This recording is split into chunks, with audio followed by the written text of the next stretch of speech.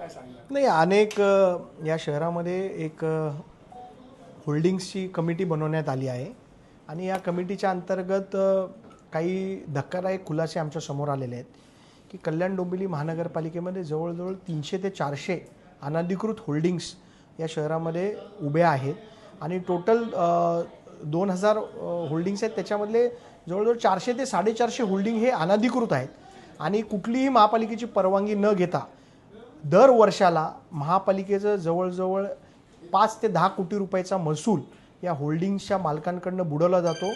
गेल्या 5 वर्षांचा जर महसूल पकडला तर जवळजवळ 50 ते 40 कोटी रुपयाचा महसूल या होल्डिंग्स अनधिकृत होल्डिंग धारकांकडनं बुडवला गेला आहे।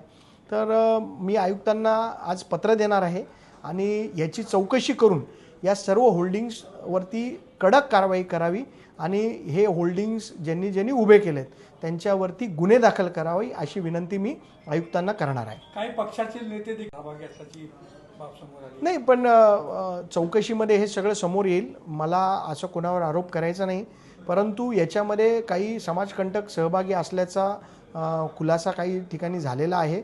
याची पूर्ण माहिती मी आज आयुक्तांकडे देणार आहे आणि त्या माहितीच्या आधारे कुठल्या प्रभागात किती अनधिकृत होल्डिंग आहे याची पूर्ण सविस्तर लोकेशनसह माहिती मी आयुक्तांकडे देणार आहे। त्याच्यावरती आयुक्तांनी मला आश्वस्त केलं आहे की याच्यावरती कडक कारवाई आम्ही करणार आहे।